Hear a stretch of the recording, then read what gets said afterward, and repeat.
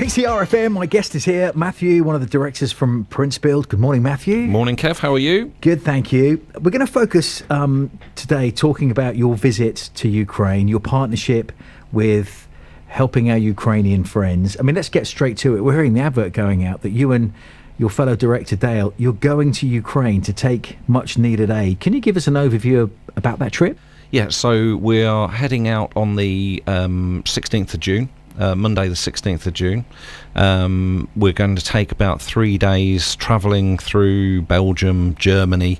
There's 5 vans going, so 10 people, 10 volunteers, volunteers in total. So 5 vans going, including Dale and myself. We'll mix all the driving up, and we'll arrive in Poland, I think, on the Wednesday evening at a summer camp for Ukrainian widows and their children. It's going to be quite an emotional visit, that, isn't it? I mean, you're going to see these people affected by this war that seems to drag on and on and on, and the heartache they must be living through. We've heard about it. It's horrendous. But these kind of trips, taking out the humanitarian aid that you're going to take out, make a real difference. They absolutely do, and they as they say, when you arrive there, it's not what you take, it's the fact that you go. It's the fact that you're offering this support. I mean, obviously what we're taking out there is really important. What we're delivering isn't for the people at the summer camp. That's going to then be collected, taken to the front lines.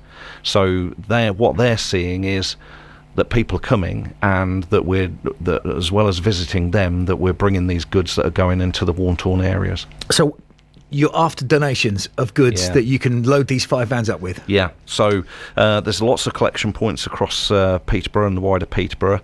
We're after food, non-perishable items like rice, flour, pasta, tin foods. So, nothing really expensive. Medicines, personal hygiene products, equipment for hobbies, and second-hand electronics. I think it's a really good idea just to kind of pose that question to everybody we know. What have you got that fits under one of those sort of banners that you can give? Because it will go to Ukraine. It will go to the front line of Ukraine. Yeah. Food, obviously, non-perishable stuff, dead easy. Yeah. But I'm interested in looking at some of those other things. Equipment for hobbies, art supplies, little musical instruments. Yeah, so a lot of the visits and equipment's taken to orphanages. So, you've got kids there, no longer got their parents, and are being looked after and with little to do. So these equipment, and I know they've taken out, I think they've taken out guitars and drum kits and stuff like that before, and they're immediately being used and, bringing well-being to these children in need.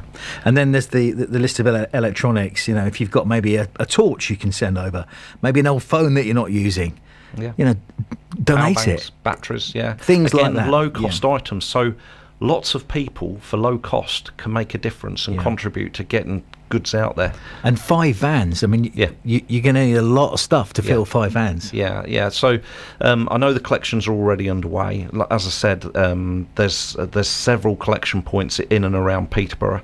For more information, if you just go to our website, the homepage has got a banner on there. It will lead you to a form that tells you exactly where all the collection points are. And we're appealing for people, just small donations. Just when you have your Tesco delivery, add an extra box of paracetamol and drop it into us. That kind of thing just makes a massive difference. And when is the closing date for collections? If you're from the 16th, you're going to need some time to process it all. Yeah. So have you got a date in mind where people need to get their donations in by? Yes, so 6th of June is where we're really looking to call the last donations in. So we've got a couple of weeks, but get those donations in. We'll then go around, collect them all up, get everything ready, and we'll head out there.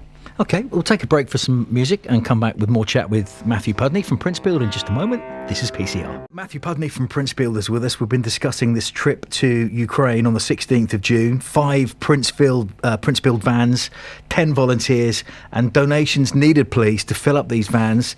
Things like food and medicines, equipment for hobbies, electronics. If you search the Princebuild website, you can see a whole heap of places around Peterborough where you can make donations. Matthew, I was just thinking about how you're funding something like this. It's quite an expensive thing to put on, isn't it? Taking 5 vans to Poland, Ukraine, to do this. Yeah, it's expensive. It is, but this is what Princebuild are about, giving back. So the vans, we've got the vans, so we're taking them out. The people's time is volunteered. The hotels are paid for by the volunteers. So none of the money that's been raised is being spent on actually getting us out there. We pay for the fuel to get the vehicles out there. But we've been talking about these before, 2 events that we've raised over £50,000 for this year. That's all gone to helping our Ukrainian friends. Just stopping for a moment and taking in the impact of that. These 2 events were the Matoni's dinner, and I was there part of it, doing the auctioneering and stuff. Great job. And the Lincoln 10K that so many Princebuild friends and family members of Princebuild staff ran. 50 grand. Yeah, £50,000. £50,000 for those 2 events. We were really, really pleased with that. It was our target for the year was 50,000 for all of our events, and we've still got our biggest event to come yet. So to raise 50,000 across those first 2 events, it was, far exceeded our expectations. We were really, really pleased. So will some of that money be used to buy a whole heap of things to go inside the vans? Correct. Yeah. So and also we buy more goods while we're out there. So we empty the vans. And then if we've got money left, we go and restock them locally, and then load those onto the lorries that are going into Ukraine. You've spoken to Richard from Helping Our Ukrainian Friends, and you partner up with him and that group. They've done a lot of deliveries since the war broke out, haven't they? Yeah, this is their 24th delivery. Wow. I mean, that's it's not to be sniffed at. That's a lot of visits and a lot of aid. Absolutely right. Over £400,000 they've raised, with our help, but they're also doing a lot of other things as well. A lot of other activities. People doing runs, horse race nights, all of those kind of things to raise these funds. So yeah, £400,000 and 24 visits since 2022. Again, trying to comprehend that. The impact that would have had on so many people affected by the war in Ukraine is huge. Can I ask you a personal question about your visit? And I think I may have asked Dale or Mark this in the past. Do you have any fears about heading out there? This is, after all, a war zone. I mean, Ukraine are at war with Russia. Yeah, obviously Mark and Dale and Richard and the team, they've all been out before. This is my first time going out. So, if anything, I'm really looking forward to seeing where everybody's donations go and the impact on these people. I've seen the videos, but there's nothing like experiencing it yourself.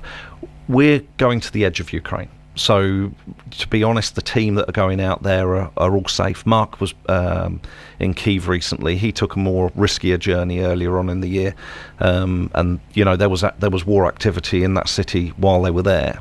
From my point of view, I think staying on the edge of Ukraine, all of myself, Dale, and the rest of the team will be safe.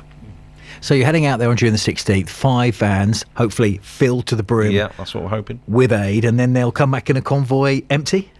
Yeah, empty. That, like I say, we may well replenish them with spare money that we've got when we're out there, but yeah, they'll come back empty and get ready for the next one. Well, I wish you well. While we've got you, you mentioned you haven't had your biggest event yet to raise money, and that's Blingo. So maybe a quick word for the Blingo event? Yeah, so Blingo, we're really excited about this one. We've run the event 4 times. Each time's raised over £25,000, and we're hoping to do the same. We've got Peter Andre at this one, so, a really, really good draw. Bobby Davro, local singer Kev Lawrence, set to be a fantastic evening on the 17th of October. We've not launched ticket sales generally yet. They're going to be coming out soon. But if anybody's interested in registering their interest in that event or learning more about it, blingo.org.uk. There's a website dedicated to that single event. You can look at the past events and all the work that's been done. Just worth a visit to the site. Blingo.org.uk. The fact you're bringing Peter Andre to Peterborough on October the 16th, October the 17th, to raise money for Helping Our Ukrainian Friends is brilliant. Yeah, it's going to be a fantastic night, and it's going to be a sellout. 260 minimum people there. So a lot of money raised. Yeah. Well, Matthew, if I don't speak to you before, be safe. Enjoy your trip to the Poland-Ukraine border, taking all of this aid. And anyone listening, we've been talking about it. If you want to find in your heart an opportunity to really help with this project, get some food, medicines, personal hygiene products, equipments for hobbies, electronics, donate. get your stuff in one of these 5 vans. You can find out where to donate via the Princebuild website, and we will catch up again soon. Matthew, thanks for joining us. Thank you, Kev.